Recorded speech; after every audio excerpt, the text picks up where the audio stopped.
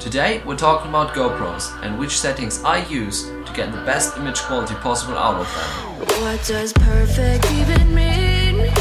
When I filmed my very first clip with my new GoPro, I right away found out that my footage looks absolutely garbage, especially in comparison to the gorgeous looking GoPro announcement trailers. But there are a couple of settings that will step up the image quality of your GoPro tremendously. I'm just so fed up with these The settings that I'm going to talk about in this video are resolution, frame rate, field of view, then all the Pro Tune settings, which are color space, white balance, ISO, shutter speed, EV compensate, so brightness correction, sharpness and stabilisation. perfect 10. Whoa.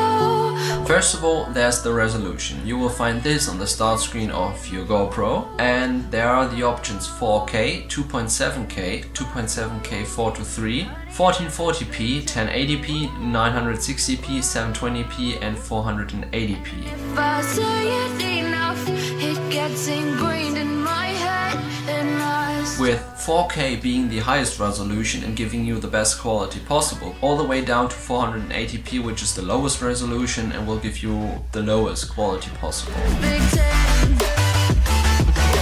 Up next we have the frame rate. The settings here available are 240, 120, 190, 80, 60, 48, 30 and 24 frames per second. I'm disgusted with myself and I'm disgusted with the way we're told. More frames per second will make your video look more fluently and gives you the ability to create a slow motion clip. But here it is to say that your GoPro can't process the highest resolution possible and the highest frame rate possible at the same time. So for example, in 4K there's just 30 frames per second possible with my GoPro. In 2.7K you can already record in 60 frames per second. So if you want to have the highest frame rate possible, 240 frames, I think you have to go down to 720p or something like that. So you always have to evaluate if you want to have more quality or more frames per second. And I'm using 2.7K resolution with 60 frames a second because I can create some slow motion while having almost the highest quality possible. Whoa.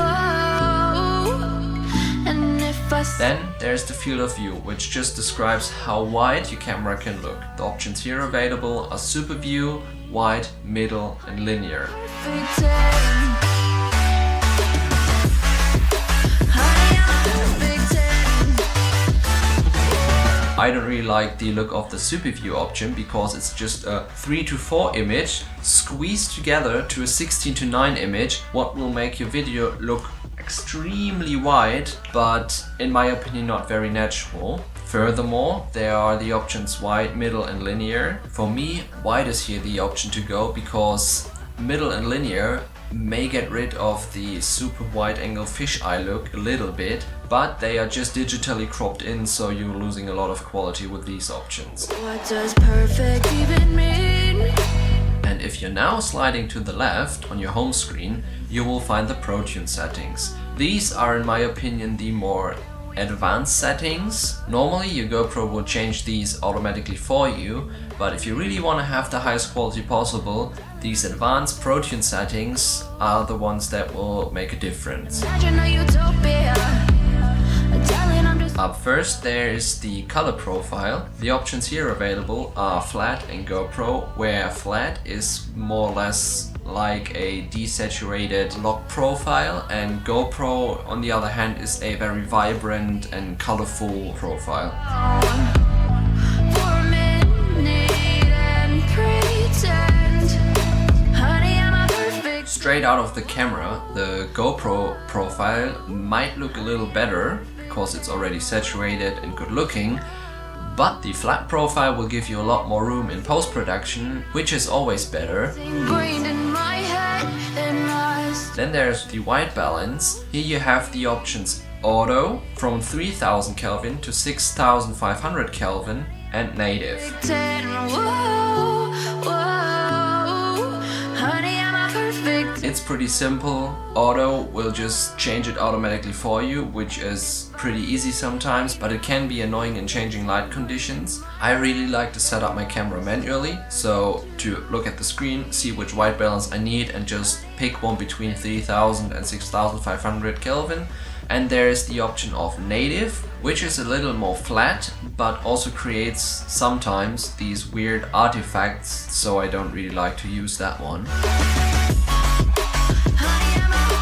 Then there's ISO, which is, in my opinion, one of the most important settings when it comes to a GoPro. The options here available are from ISO 400 all the way up to ISO 6400.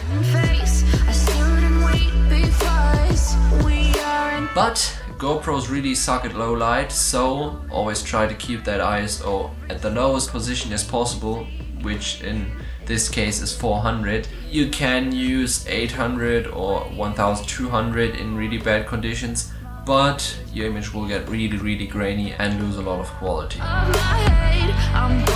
Then there's shutter speed.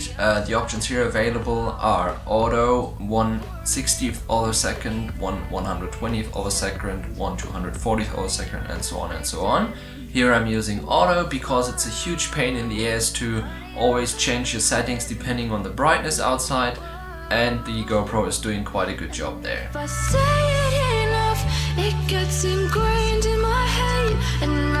For me, one of the most important settings is the EV compensate or brightness correction.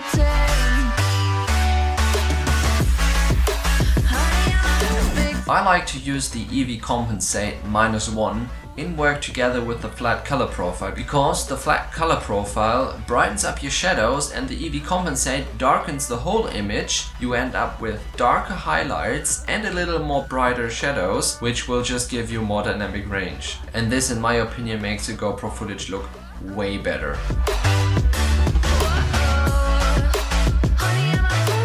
Up next there's the sharpness. Here you have the options between high, middle and low. This one is an easy one because if you haven't selected low, the GoPro will digitally sharpen the image for you, which automatically means loss of quality and loss of image information. And last but not least, if you swipe to the left, there's the option of image stabilisation. We switch up all the rules.